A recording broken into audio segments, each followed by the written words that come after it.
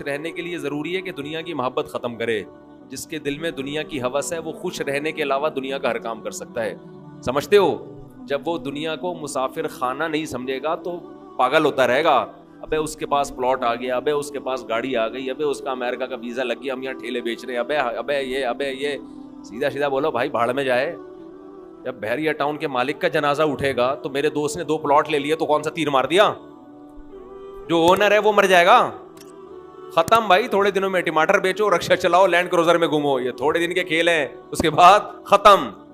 قارون جب اپنے خزانوں کے ساتھ مارکیٹ میں آیا نا, قرآن کہہ رہا ہے, قرآن نے تو مارکیٹ کا لفظ استعمال نہیں کیا, جب اپنے خزانوں کے ساتھ قارون مارکیٹ میں آیا ایک دفعہ پورے جاہو جلال کے ساتھ, پبلک نے جب اس کا پروٹوکول دیکھا اور خزانے دیکھے, اس کا لباس, جب بڑا آدمی جا رہا ہوتا ہے نا بڑی عزت دی جاتی ہے, تو بے وقوف لوگ رالیں ٹپکانا شروع کرتے ہیں, یا لیت لنا مثل ما اوتی قارون.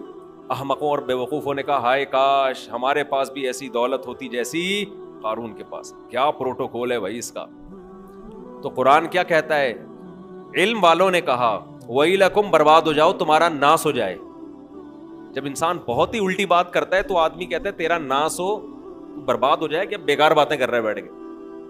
کیا کہنے لگے؟ ویلکم, تباہ ہو جاؤ. یہ ویلکم نہیں ہے, کیونکہ ایک جگہ کہیں ہم عربی گرامر پڑھ رہے تھے تو پرانے زمانے میں جب متحدہ حقیقی بنی تھی نا, وہ 90s کی بات ہے, تو ایک جگہ لکھا تھا ویلکم آفاق احمد. تو ہم عربی گرامر پڑھ رہے تھے, میں اس کو پڑھ رہا ہوں ویلکم آفاق احمد. اب ویلکم کا معنی تو بددعا ہے کہ تم تباہ ہو جاؤ. تو میں حیران ہوں کہ انہوں نے اپنے قائد کو گالی کیوں دی ہوئی ہے. میں وہاں کھڑا بس سوچ رہا ہوں کہ اپنا قائد بھی متحدہ حقیقی بنی تھی نا, تو وہ قائد بھی مانتے ہو آفاق احمد کو, اور تم کہہ رہے ہو اور گالی بھی دے رہے ہو تم تباہ ہو جاؤ. پھر کسی نے بتایا بھائی یہ ویلکم نہیں ہے, یہ ویلکم ہے. تو پھر ایک عربی ان دنوں میں آئے ہوئے تھے, وہ کہنے لگے لی سبیلی ہی چوک کدھر ہے. لسبیلا چوک کو کہہ رہے تھے لی سبیلی ہی چوک. وہ کہہ رہے تھے یہ لی سبیلی ہی چوک کدھر ہے. تو عرب اس طرح کی غلطیاں بھی کر رہے ہوتے ہیں. تو خیر, تو قارون کے خزانوں کو دیکھ کر بے وقوف لوگ کیا کہنے لگے؟ یا لیت لنا, ہائے ہائے ہائے کاش ہمارے پاس بھی ایسا جاہو جلال ہو, ایسی گاڑیاں, ایسی سواریاں ہوتی. تو اللہ فرماتے ہیں جو علم والے لوگ تھے انہوں نے کیا کہا؟ ویلکم, تمہارا ناس ہو, برباد ہو جاؤ تم. کیسی باتیں کر رہے ہو بے وقوفوں والی. ثواب اللہ خیرون, اللہ جو نیک عمل پہ بدلہ دے گا وہ اس سے کئی گنا بہتر ہے. تو کبھی تمہاری رالیں کسی نیک عمل کو دیکھ کے تو ٹپکی نہیں ہے کہ وہ روزے رکھ رہا ہے, وہ صدقہ کر رہا ہے, تو رال ٹپکے یار کتنا کما رہا ہے. یہ ٹپک کس پہ رالیں رہی ہیں؟ جو عیاشی کر رہا ہے. تو یہ عیاشی تو تھوڑے دنوں میں ختم ہونے والی ہے. اور قارون اب مارکیٹ سے شارٹ ہو گیا کہ نہیں ہو گیا؟ کہاں گیا اس کا جاہو جلال؟ تو قبر بھی نہیں ملتی, قبر بھی نہیں ہے, زمین میں دھسا دیا اللہ نے, ایسا دھسایا حدیث میں آتا ہے قیامت تک دھستا ہی رہے گا. موسیٰ علیہ السلام نے اسے کہا زکات دے, اللہ نے تجھ پر احسان کیا ہے, تو جیسے اللہ نے تجھے دولت دے کے احسان کیا تو اللہ کی مخلوق پہ احسان کر, تو بھی مخلوق پہ خوب خرچ کر. تو کہنے لگا یہ میرا کمال ہے جو میں نے پیسہ کمایا ہے, مائنڈ میرا کیا تھا. آج بعض مالدار لوگ کہہ رہے ہیں نا میرا مائنڈ, میری لک ہے اور میری, او بھائی آپ کا کچھ نہیں ہے. جس کے لیے اللہ رزق کے دروازے کھولنا چاہے کھول دیتا ہے. ہم نے بڑے بڑے فنٹر دیکھے ہیں, وہ بیچارے ٹماٹر ہی بیچتے رہتے ہیں ساری زندگی, حالانکہ مائنڈ ان کا بہت ہوتا ہے. اور بڑے بڑے بے وقوف لوگ دیکھیں جن کے پاس نوٹ گننے کی فرصت نہیں ہے. تبھی امام شافعی نے کہا ہے نا, ایک شعر امام شافعی کی طرف منسوب ہے واللہ عالم, کہ اگر عقل کی بیس پر لوگوں کے پاس پیسہ آتا تو غریب تو بیچارے بھوکے مر جاتے. نہیں سوری, بے وقوف بیچارے بھوکے مر جاتے اگر عقل کی بیس پہ پیسہ مل. تو میں اکثر اس پہ ایک واقعہ بھی سناتا ہوں, میں جلدی سنا کے آگے چلتے ہیں. ایک مالدار آدمی, ہمارے حضرت یہ واقعہ سنایا کرتے تھے پرانے زمانے کا. ایک بہت مالدار آدمی تھا, غریب تھا, سوری ایک بڑا عقل مند آدمی تھا, غریب. مجھے بھی روزہ لگ رہا ہے آج نا. ایک بڑا عقل مند آدمی تھا مگر تھا کیا؟ غریب. اکثر ایسے ہی ہوتا ہے, عقل مندوں کے پاس پیسہ نہیں ہوتا. لیکن یہ قاعدہ کلیہ نہیں ہے. مالدار بولیں گے مفتی صاحب ہمیں بیوقوف کہہ رہے ہیں. تو اس نے دیکھا کہ ایک آدمی بڑا مالدار تجارت کا سامان لے کے جا رہا ہے. بے وقوف اتنا ہے کہ اونٹ کے ایک طرف چاول کی یا جو بھی امپورٹ کر رہا ہوگا جو بھی چیز, اس کی بوریاں لادی ہوئی ہیں, اور بیلنس برابر کرنے کے لیے اونٹ کے دوسرے طرف ریت کے بورے رکھے ہوئے ہیں تاکہ بیلنس کیا ہو جائے. 10 بوریاں چاول کی یہاں ہیں تو وزن برابر کرنے کے لیے 10 بوریاں ریت کی ادھر. اس امیر آدمی نے لفٹ مانگی اس غریب سے, وہی نا روزہ لگ رہا ہے. اس عقل مند آدمی نے لفٹ مانگی اس بے وقوف سے, کیونکہ یہ عقل مند غریب تھا. تو اس بے وقوف نے اس کو لفٹ دے دی کہ چل تو میرے ساتھ اونٹ پہ بیٹھ جا. اب اس عقل مند نے اس بے وقوف مالدار سے پوچھا کہ یہ ان بوریوں میں کیا ہے جو رائٹ سائڈ پہ. اس نے کہا بھائی چاول ہے یا آٹا ہے یا جو بھی تھا. کہا یہ لیفٹ پہ کیا ہے؟ اس نے کہا یہ ریت ہے. کہا تو ریت کا بزنس کرتا ہے؟ کہہ رہا نہیں, یہ بیلنس برابر کرنے کے لیے. اس عقل مند نے اس سے کہا کہ ابے بے وقوف آدمی, 10 بوریاں اگر یہاں ہیں تو 5 بوریاں ادھر کر دے, اس سے بیلنس کیا ہو جائے گا. اونٹ پہ تو نے بلا وجہ کا ڈبل لوڈ ڈالا ہوا ہے, اور یہ 10 بوریاں بھرنے میں کتنا ٹائم لگا ہوگا. تو بے وقوف آدمی تو یہ کر لے نا کہ 5 یہاں کر دے اور 5 وہاں کر دے. اس کا یار یہ تو بڑی لاجک کی بات کی ہے. نیچے اترا, اپنے مزدور کو جو بھی ہوگا اس کے ساتھ اس کو بولا بھائی بوریاں ہٹا, 5 چاول کی بوریاں یہاں کر دے اور 5 یہاں. اونٹ کی سپیڈ بھی تیز ہو گئی اور اونٹ کو بھی سکون کا سانس آیا, بڑا خوش. اب اس غریب آدمی سے اس بے وقوف نے انٹرویو لینا شروع کیا کہ تو کرتا کیا ہے. اس کا خیال تھا کہ یہ تو ارب پتی ہوگا جو اتنا عقل مند ہے, جس نے مجھے اتنے اچھے مشورے دیے. یہ خود کیا ہوگا, یعنی اب میرے جیسے بے وقوف کے پاس اتنا پیسہ ہے تو اس عقل مند کے پاس تو اس کی تو ملیں چلتی ہوں گی نا. اس سے پوچھا تو کرتا کیا ہے؟ اس نے کہا یار میں تو غریب آدمی ہوں, جس کام میں ہاتھ ڈالوں برباد. میرے پاس تو سواری بھی نہیں ہے, تبھی تو میں نے تجھ سے لفٹ مانگی ہے. اس نے کہا اتر نیچے.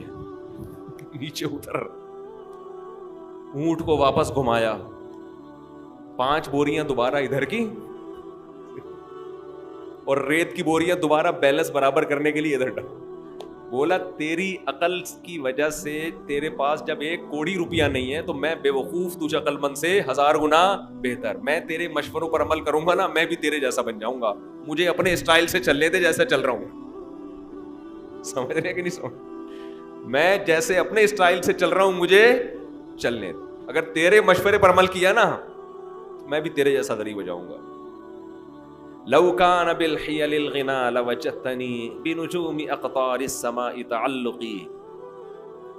امام شافعی کا غالباً شعر ہے کہ اگر تم دیکھتے محنت سے پیسہ ملتا تو میں پیسے کی تلاش میں آسمان کے ستاروں تک پہنچ جاتا. ہم نے دیکھا ہے بعض لوگوں کا ایک شوق ہوتا ہے, شوقیہ کچھ چیزیں پالتے ہیں رکھتے ہیں, وہ شوق ان کا بزنس بن کے ان کو کروڑ پتی بنا دیتا ہے, حالانکہ انہوں نے سوچا بھی نہیں ہوتا کہ اس شوق سے ہمیں کیا ملے گا, پیسہ. اگر وہ پلاننگ کر کے کرتے تو کچھ بھی نہیں آتا ہاتھ. اس کا مطلب یہ نہیں کہ آپ محنت نہ کریں. پہلے ہی ہمارے یہاں پوستی پن چل رہا ہے, اٹھتے نہیں ہیں, 12-1 بجے اٹھتے ہیں, دکان پہ نہیں بیٹھتے. محنت تو کرنی ہے لیکن ملے گا اتنا جتنا اللہ نے مقدر کیا ہے. تو میں وہ عرض کر رہا تھا کہ نبی صلی اللہ علیہ وسلم نے جو مثال دی ہے نا کہ 2 چیزیں جوان ہوتی ہیں تو وہ 2 برائیوں سے مراد صرف 2 نہیں ہیں, بلکہ جو بھی بری خواہشات ہیں بڑھاپے میں کم ہونے کے بجائے بڑھتی. اسی طرح اچھی خواہشات اگر جوانی میں اچھی عادتیں ہیں تو بڑھاپے میں وہ اچھی عادتیں کم ہونے کے بجائے جوان ہوتی. اگر آپ کو جوانی میں اللہ سے محبت ہے, بڑھاپے میں یہ محبت اور زیادہ بڑھ جائے گی. جوانی میں دنیا کو مسافر خانہ سمجھتے ہو, دل نہیں لگاتے, بڑھاپے میں بالکل لفٹ کرانا چھوڑ دو. ہم نے دونوں طرح کے بوڑھے دیکھے ہیں, سخی بھی اور کنجوس بھی. جو سخی ہوتے ہیں وہ بہت سخی ہوتے ہیں کیونکہ وہ جوانی میں سخی ہوتے ہیں نا, تو یہ سخاوت بڑھاپے میں ان کی بہت زیادہ بولو بڑھ جاتی. پھر وہ جاگیروں سے دل لگانا بالکل چھوڑ دیتے ہیں, بالکل چھوڑ دیتے ہیں. اور جو کنجوس ہوتے ہیں نا جوانی میں، بڑھاپے میں اللہ کی پناہ آدمی کانوں کو ہاتھ لگا، نوٹ نظر نہیں آ رہے ہوتے، ایسے ایسے گن رہے ہوتے ہیں بیٹھ کے. یہ میں نے اپنی آنکھوں سے دیکھا ہے. نظر نہیں آ رہا نوٹ، دیکھ رہے ہیں یار کم تو نہیں پڑ گیا، یوں کر کے نا چیک کر رہے ہیں کہ اس میں اصلی ہے. ابے اب تو نقلی بھی ہے تو کیا کرنا ہے؟ اب تو اگر نقلی بھی ہے تو اپنے دانت نہیں ہے کھانے کے لیے، پیٹ میں آنت نہیں ہے کھانے کے لیے، چبانے کے لیے دانت نہیں، کھانے کے لیے آنت نہیں، تو اصلی نقلی کا رہ کیا گیا؟ شوگر کے آپ مریض ہیں، مٹھائی آپ نہیں کھا سکتے. اب تو آپ کو بچے پال رہے ہیں، اللہ اللہ کرو، مصلے پہ ٹائم گزارو اور نکل لو پتلی گلی سے. اللہ زندگی دے سارے بوڑھوں کو، لیکن اب تو یہ سوچ ہونی چاہیے نا.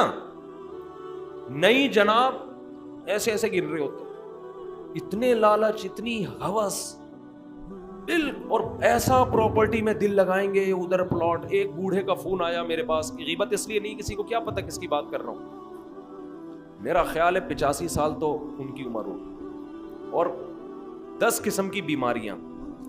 کہنے لگے، رو رہے تھے، میرے بیٹے کا کاروبار کا نقصان ہو گیا، گھر میں بڑے مسائل آ رہے ہیں، رزق کی تنگی ہے، میں بہت ٹینشن میں ہوں. میرا دل مجھے ترس آیا، میں ان کا مذاق نہیں اڑا رہا، مجھے ترس آیا. میں ان سے کہوں کہ حضرت آپ کی کیا رزق کی تنگی ہے، آپ کی زندگی گزر چکی ہے، آپ نے ویسے ہی 2 پاپے صبح چائے میں ڈال کے کھانے ہیں بھائی، دوپہر دھونے والے کھچڑی کے کھانے، زندگی گزر گئی. اب ان چیزوں میں کیا رکھا ہے؟ جو بیٹا جس کا کاروبار ڈوب گیا اس کو اتنی ٹینشن نہیں ہو رہی، جس نے آگے زندگی گزارنی ہے ابا کو اس سے زیادہ ٹینشن ہو رہی. لیکن ہم نے نیک بوڑھے بھی دیکھے ہیں، نیک بوڑھے بھی دیکھے. ہمارے نانا، اللہ تعالیٰ مغفرت فرمائے، نانا نانی دونوں، میرے نانا کی بھی 99 سال ماشاءاللہ عمر تھی، نانی نے بھی بڑی عمر پائی ہے. جب بھی ہم ان کے پاس جاتے تھے نا تو وہ شاعری شروع کر دیتے تھے، قبر کی آخرت کی، ٹھیک ہے، گھر جسے سمجھے ہو وہ تم گھر نہیں. مجھے پورا شعر یاد نہیں ہے ان کا، یعنی بار بار کہتے تھے بیٹا جس کو تم گھر سمجھ رہے ہو یہ گھر نہیں ہے، گھر اصل کیا ہے؟ قبرستان. اور سخاوت ایسی، کھلا رہے کھلا رہے کھلا رہے، ہر وقت کچن میں کھانا بنتا رہتا تھا. مسجد کے امام بھی تھے ہمارے نانا، تو جو گلی محلے میں جا رہا ہے نا اس کو بلایا، ادھر آ بیٹھ. گھر والوں کو ٹینشن دی ہوئی تھی، کھانا لے کر آؤ اس کے لیے. تو گھر والے بھی تنگ آ گئے تھے. تنگ آنے کا مطلب ظاہر ہے بار بار بار بار کھانا گھر میں پکتا رہے، لیکن سخاوت تو تھی نا. تو ایسے بھی دیکھے ہیں کہ بھائی یہ گھر ور کچھ ان کو کوئی دلچسپی نہیں ہوتی پلاٹوں میں، جائیدادوں میں. تو یہ جوانی میں ختم کر لیا تو ہو جائے گا.